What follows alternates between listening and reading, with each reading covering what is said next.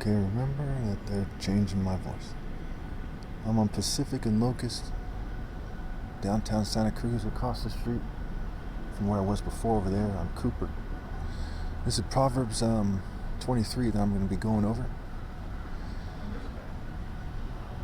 When you sit down to dine with a ruler, note well what is before you, and put a knife to your throat if you are given to gluttony.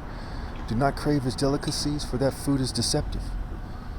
Do not wear yourself out to get rich. Do not trust in your own cleverness. Cast but a glance at riches, and they are gone, for they will surely sprout wings and fly off to the sky like an eagle. Do not eat the food of a begrudging host. Do not crave his delicacies, for he is the kind of person who is always thinking about the cost. Eat and drink, he says to you, but his heart is not with you. You will vomit up what little you have eaten and will have wasted your compliments. Do not speak to fools, for they will scorn your prudent words. Do not move an ancient boundary stone or encroach on the fields of the fatherless. For their defender is strong, he will take up their case against you. Apply your heart to instruction, your ears to words of knowledge. Do not withhold discipline from a child. If you punish them with the rod, they will not die. Punish them with the rod and save them from death, from spiritual death. My son, if your heart is wise, then my heart will be glad indeed. My inmost being will rejoice when your lips speak what is right. The inmost being. Do not let your heart envy sinners, but always be zealous for the fear of the Lord. There is surely a future hope for you, and your hope will not be cut off. Listen, my son, and be wise, and set your heart on the right path.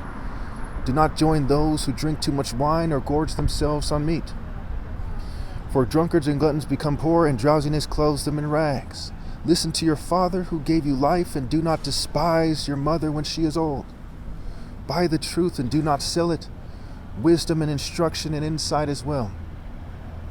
The father of a righteous child has great joy. A man who fathers a wise son rejoices in him. May your father and mother rejoice. May she who gave you birth be joyful. My son, give me your heart and let your eyes delight in my ways. Hello. For an adulterous woman is a deep pit, and a wayward wife is a narrow well. Like a bandit she lies in wait and multiplies the unfaithful among men. Who has woe? Who has sorrow? Who has strife? Who has complaints? Who has needless bruises? Who has bloodshot eyes? Those who linger over wine, who go to sample bowls of mixed wine. Do not gaze at wine when it is red, when it sparkles in the cup, when it goes down smoothly. In the end it bites like a snake and poisons like a viper. Your eyes will see strange sights, and your mind will imagine confusing things. You will be like one sleeping on the high seas, lying on the top of the rigging. They hit me, you will say, but I'm not hurt. They beat me. I don't feel it. When will I wake up so I can find another drink, is what they'll be saying to themselves. So again, it sparkles in the cup. It bites like a snake and poisons like a viper. And this part connects to the part in the New Testament where he calls them a brood of vipers. It has to do with their cause. The wine symbolizes the blood that was shed for a cause. In the Jesus context, it is for God Almighty, the Messiah, the Lamb that brings light to the world. In the context of the wicked, right? Mix bowls of wine. They're mixing things, right? Good and evil, so to speak, except for the good doesn't mix with evil. Once it's perverted by evil, it's just evil. It's either good or evil. There is no in between. There is evil on a spectrum, but there is no in between. So let's go ahead and go to Proverbs 24.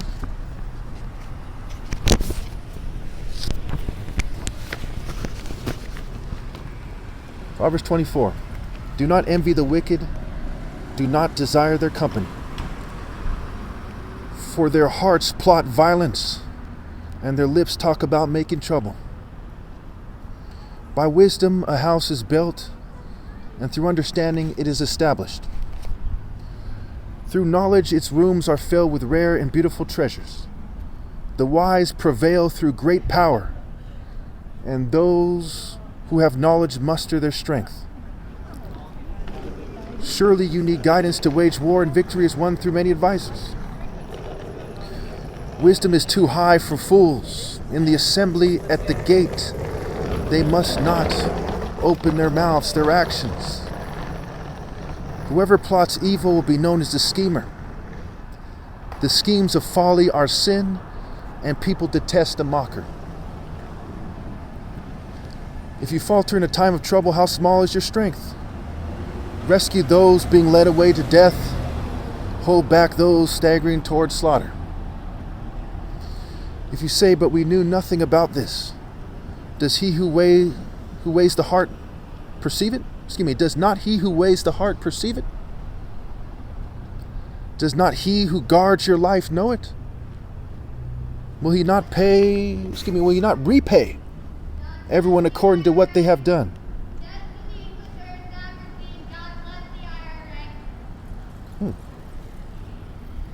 I say that all the time, yeah.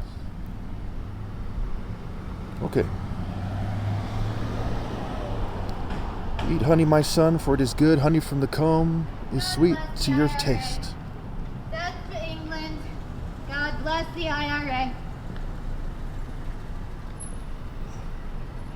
Okay. So where was I? Now I don't know if YouTube's gonna hold that against me. Now somebody walking by saying that, not me. So let me just keep going here. Eat honey, my son, for it is good. Honey from the comb is sweet to your taste. Know also that wisdom is the honey for you. If you find it, there is a future hope for you, and your hope will not be cut off. Do not lurk like a thief near the house of the righteous. Do not plunder their dwelling place. For though the righteous fall 7 times, they rise again, but the wicked stumble when calamity strikes. It goes back to the 7s in the Bible, right? The 7 churches, the 7 seals, the 7 angels, the 7 bowls, the 7 trumpets. It says the righteous, even when they fall, they rise again, though the righteous fall 7 times. And elsewhere it says that 7 abominations fill the heart of the wicked. And there's all kinds of connections there. Okay. Do not gloat when your enemy falls. When they stumble, do not let your heart rejoice. Or the Lord will see and disapprove and turn his wrath away from them. Do not fret because of evildoers or be envious of the wicked. For the evildoer has no future hope, and the lamp of the wicked will be snuffed out. Fear the Lord and the King, my son, and do not join with rebellious officials. That part's key there. It connects to Proverbs 16:12. The throne is established in righteousness. And you're supposed to fear the Lord and the King, which is me. Not because, I'm temperamental, I'm not. But because I'm God's son. And who knows what calamities I will bring at God's right hand.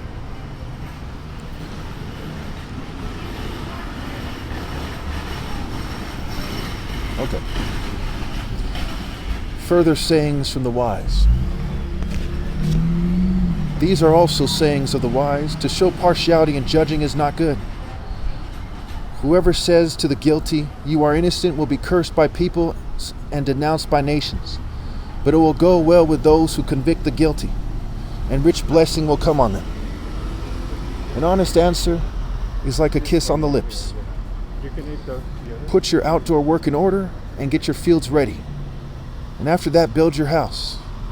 Do not testify against your neighbor without cause. Would you use your lips to mislead? Do not say, I'll do to them as they have done to me. I'll pay them back for what they did. I went past the field of a sluggard, past the vineyard of someone who had no sense.